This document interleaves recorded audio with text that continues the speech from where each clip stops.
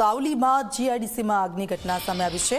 બહાર cooling tower નામની કંપનીમાં આગ લાગી છે।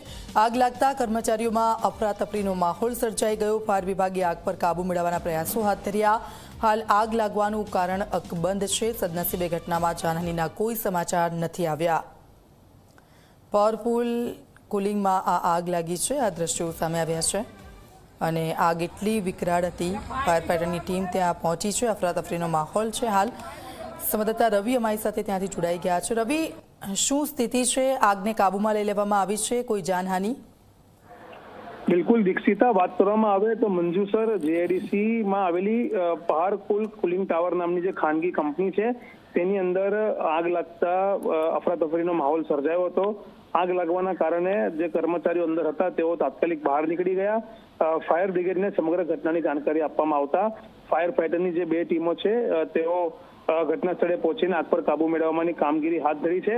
સૌથી મહત્વની બાબત એ છે કે સમગ્ર આગ જે લાગી છે તેનું કારણ હજુ સુધી સ્પષ્ટ નથી થયું, પરંતુ આ ઘટનાના પગલે આસપાસના વિસ્તારમાં ચિંતાનો માહોલ છે, કારણ કે હજુ સુધી આગને કાબૂમાં લેવામાં નથી આવી। આગને કાબૂમાં લેવા માટેના પ્રયાસો હાથ ધરવામાં આવી રહ્યા છે। સ્થાનિક પોલીસ પણ ત્યાં કંપની પર પહોંચી છે। કોઈ સારી બાબત એ છે કે કોઈ જાનહાનિની ઘટના નથી થવા પામી, પરંતુ મોટું નુકસાન થયું છે। આગને કાબૂમાં લીધા પછી જ આગ લાગવાનું કારણ જાણી શકાશે અને કેટલું નુકસાન થયું છે તેની પણ જાણકારી મળશે। જી દીક્ષિતા। બિલકુલ, આભાર રવિ, આપની પાસેથી અપડેટ્સ લેતા રહીશું।